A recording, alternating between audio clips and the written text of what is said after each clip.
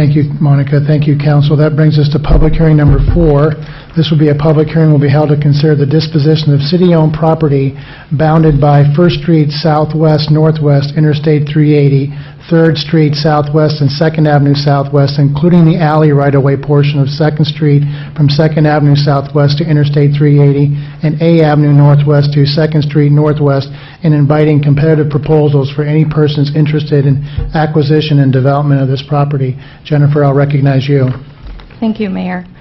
Again, public hearing to consider disposition of property. And on the map, you can see these shaded areas are city-owned properties. And again, it goes from Interstate 380 over to 2nd Avenue, and then from 1st Street over to 3rd Street. Again, these properties were acquired through the Voluntary Property Acquisition Program, so there are federal funds involved. We did receive a letter of interest from the Cedar Rapids Development Group, and the proposal is to locate a casino on the property. Again, the location in the 100-year floodplain does require us to satisfy some deed restrictions prior to transfer of this property. We are working with the state. Since this property is not within a historic district, we are looking to work with the state to establish a viable business corridor. And we've submitted that to the state, and that's based on the planning effort that we did for the Kingston Village with a lot of input from area stakeholders. So again, actions to date, the letter of request was received on April 18th. Motion to set a public hearing, which brings us here today. Again, looking at the evaluation criteria, our standard criteria for market and financial feasibility, experience of the developer, as well as consistency with those neighborhood plans, including that Kingston Village plan.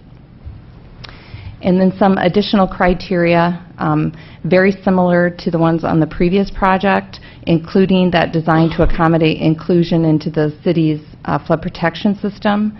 There is one additional one here as well, which is number 10, which is connectivity, especially with the amphitheater. This is a point that came up in that Kingston Village planning, so we wanted to note it for proposers.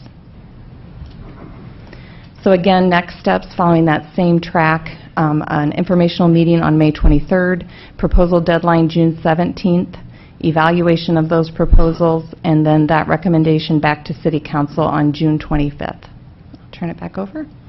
Thank you, Jennifer. Council, again, there's no resolution on this. This is just a public hearing. This is the time and place for a public hearing.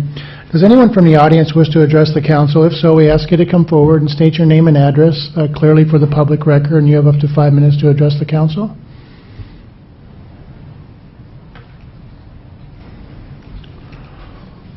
First of all, I want to say something that Ann said reminded me that the last public hearing was to invite proposals and not to approve, since there was so much talk about CRSD going there. It's not to approve the proposal to give the land. It's to invite competitive proposals. So I want to retract that. It's not an objection. You were right when you said it was just a comment. So if you can correct that in the minutes or whatever. For number 4, I am objecting. And the reason is not because I'm negative or I need to get a life, or let's see, it is because I want to support the community. These parcels have been all combined for one, with the intent, of course, that the Cedar Rapids Development Group will obtain it for the casino. I think that these parcels should be put out to bid individually like the rest of them. And by grouping them all together, it limits greatly the number of people that will submit proposals, because they'll have to get it all or nothing. It's all or nothing. And so what I think should be done is that they should be individual. Now, what will that do? Well, if the Cedar Rapids Development Group wants it, they will have to bid higher for each of them.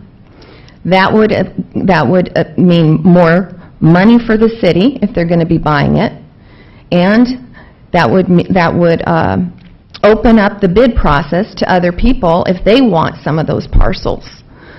yes, maybe the Cedar Rapids Development Group might lose a few of those parcels to what were previously parcels. I don't know if you've combined them all yet.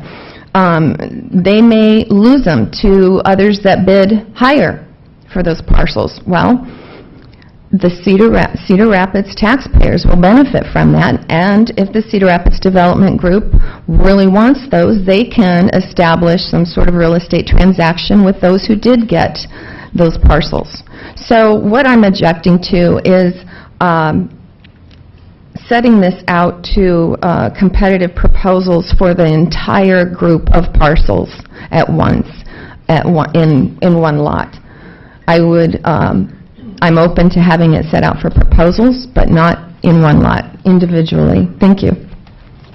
Thank you. Would anyone else like to address the council? If so, we ask you to come to the podium, state your name and address clearly for the public record, and you have up to 5 minutes to address the council.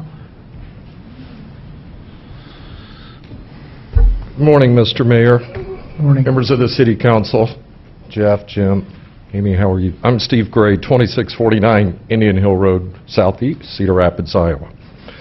You know, it's kind of interesting that I think it was 2 years ago today that Justin and Monica and Drew and I had coffee at Cooper's Mill. And they said, have you ever considered the possibility of exploring doing a casino in Lynn County, preferably Cedar Rapids?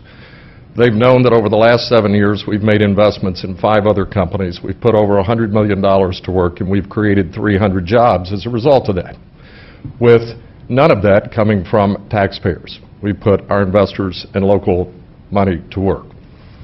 So I said, you know, life's pretty busy, but it's something that we would look at. And were it not for the two of their encouragement, their drive, their initiative, and support during that first year, I probably wouldn't be standing here today. So thank you. That said, a few highlights. We went public with this plan in October of 2012. We launched our petition drive the week or the Monday after Thanksgiving. We achieved 16,192 signatures in 7 weeks. We were able to petition the county, set the special election for March 5th. A 58-day campaign ensued. For those of you that are worried about me ever running for office, you never, ever need to worry about that. We won 61.2 to 38.8%. What's interesting, though, is when you break down the numbers in Cedar Rapids, we won almost 2 to 1. So clearly, not only a landslide, but quite frankly, an avalanche. So what we've been doing since then is working on finding the best manager we can to operate this property, and we are in the closing stages of those agreements and expect to have an agreement in principle within the next couple of weeks. We pick the right partner, it will probably increase the size, and it will definitely increase the success. The other thing that I would call to the council's attention is that we have acquired 3 pieces of private property in the area that we're interested in. So it is another show of our strong financial commitment to this area and to this community.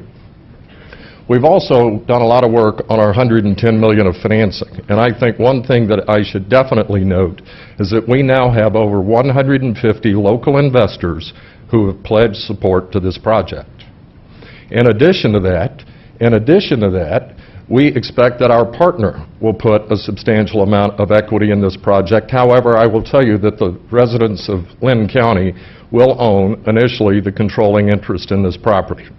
So we are pretty excited about all of those efforts. In terms of next steps, obviously this timeline is important to us because on June 6th in the Iowa Racing and Gaming Commission meeting, we expect and hope that they will agree to accept applications. They are not required to accept applications, but we would be hopeful and expect that at that point they will announce that they are accepting applications. We also hope and expect that they will set a timeline where our application would need to be submitted in either late August or early September. Having all of the financing, our operator selected, as well as a purchase agreement on this property are critical to that application's success. So we like the timeline that has been proposed, and we intend to aggressively participate with the city in an appropriate development agreement. So with that, I'd like to thank all of you for your initiative and your support, because of what you've done over the last several years since the flood is highly commendable. And then when I think about things like what John and Diane are doing, and what John Frew and Scott Byers are doing, you know what? That's noteworthy. And that is an incredible thing and why we all live here. So thank you. Thank you, Steve. Would anyone else like to address the council? If so, we ask you to come forward and state your name and address clearly for the public record. Seeing none, that closes out the public comment section of public hearing number 4, council. Let the record indicate that a public hearing was held on this matter.